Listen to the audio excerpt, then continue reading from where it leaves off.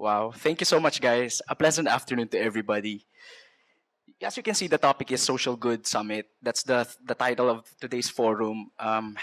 When I told my friends about what I'm going to talk about today, they told me, wag kang nega kasi nga yung topic, social good.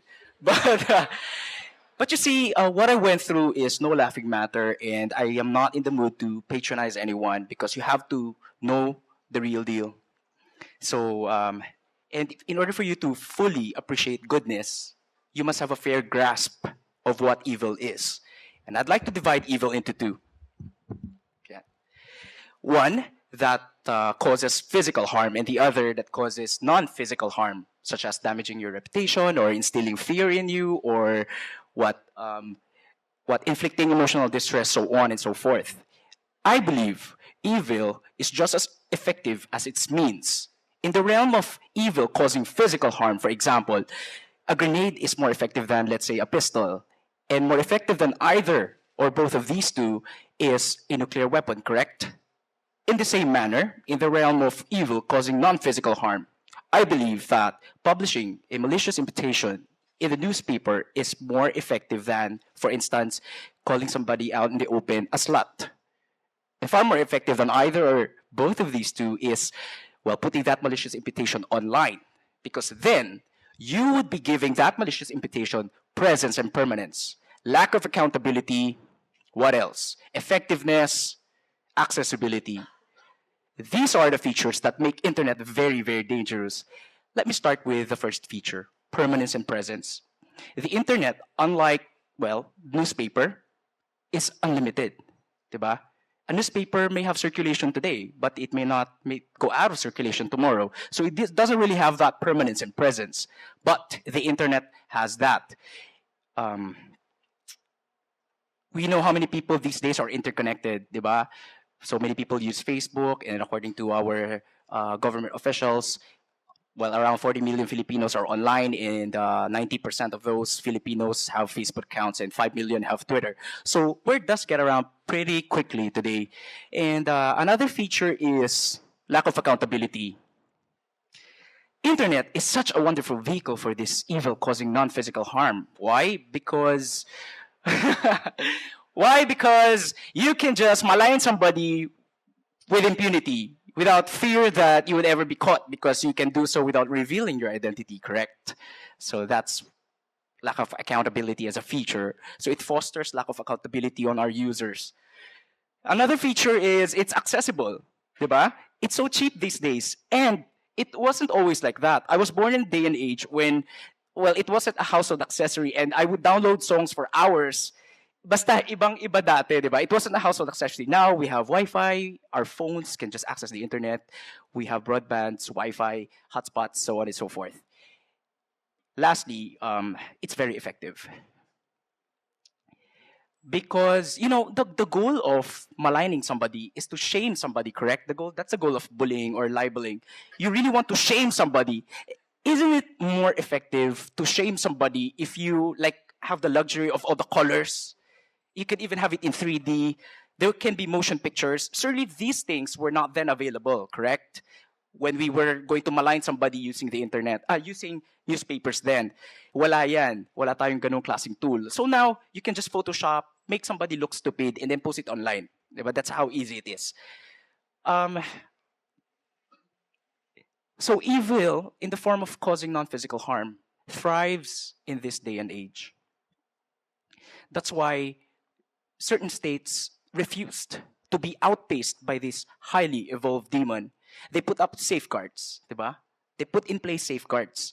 The Philippines, well, it's lagging behind. But I'm glad, I tell you, I am really glad that we refuse to be outpaced by this demon by, well, making the first step. We need some more, but we got the first step. The first step was the enactment of RA 10-175, or the cybercrime law.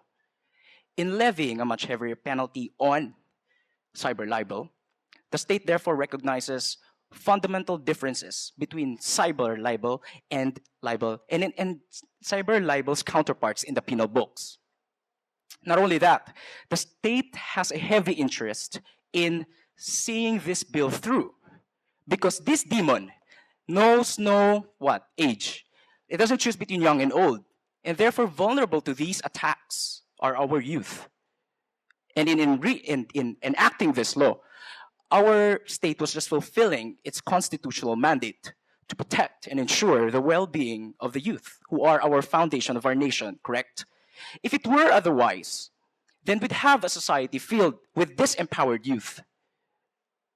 People who would settle for less, for mediocrity, because all their lives they're going to be made to believe that they're not worth anything more. It's detrimental to our country because we are not going to foster innovation. And innovation is key for global competitiveness. Not only that, we may have a society filled with criminals. Why? Because experts are in unanimous agreement that cyberbullied individuals, such as myself, have this huge probability to become criminals themselves. Bakit? Kasi galit yung tao eh. Ganun kaya ako nung nabully ako. I was really raging mad. I wanted to get back at everybody, but ganun yun sa umpisa, di ba? Natural process yun, hindi ako masama. Hindi ako masama. And then, well, the worst part is, we may not even have any youth to begin with. Why? Because cyberbullying is just so bad that we hear of cases of people committing suicide, correct? Because of cyberbullying.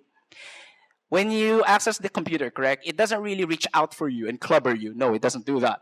Yet, just to show you how potent it is, we hear of cases wherein people commit suicide because of cyberbullying. A phenomenon which we now call bullycide. There. Okay, since I'm pressed for time, let me just give you 2 cases of bullycide. These are cases used as basis for legislations in certain jurisdictions. Imagine this took place even before Twitter and Facebook. So let me tell you the cases of Meier and Ryan Halligan. In the case of Meier, 3 weeks before her 14th birthday, she committed suicide by hanging herself in her closet. Why? Because she was cyberbullied. Somebody put up a fake account pretending to be an attractive teenage boy in order for Megan to fall in love with him. That happened only for him to later on renege on his earlier representations and tell Megan that you are worthless. You should kill yourself. I want nothing to do with you, and this world is better off without you. To which Megan replied, "You're the kind of guy a girl would kill herself over." And she did it. She killed herself. Investigation would later on disclose that the person behind this account turned out to be an adult. The woman turned out to be the mother of Megan's classmate, who used the internet to get back at a teenage girl for allegedly starting a gossip against her own kid. The troubling thing is, investigation would disclose that she did it with impunity. Well, she wasn't afraid of getting caught because she didn't think that her identity would be revealed. Not only that, she told neighbors that she was knocking herself out while at it. All the while, she thought of it as a joke. But nobody's laughing after that. The worst part is, her conviction was reversed on appeal. So this woman got away with something as vile as killing a teenage girl scot-free. The next case is the case of Ryan Halligan. Ryan died at the tender age of just 13. Certainly his death was untimely and not deserved at all. Just like Megan, he hanged himself. And just like Megan, it was because of cyberbullying. Now Ryan lagged behind his peers in terms of physical growth and development. So among others, he suffered from slurred speech. These defects were the basis for other kids to pick on this guy. So he got picked on early on in his life. But he was a fighter. His dad would describe him as somebody who would just put on a smile and pretend that everything was fine. Yep, he sifted through school early on, but with the advent of technology, surprise, surprise, he killed himself because it got really worse. According to reports, Ryan felt that he was being taunted 24/7. Bullying at school no longer ended there. It continued online. He therefore didn't have any real retreat. He didn't feel safe at all. It got so bad that he and his dad even agreed to put him through martial arts classes. He and his dad would practice for 2 hours every night in order for him to protect himself. But we shouldn't underestimate internet because it got so worse. His classmates were calling him gay online, spread online.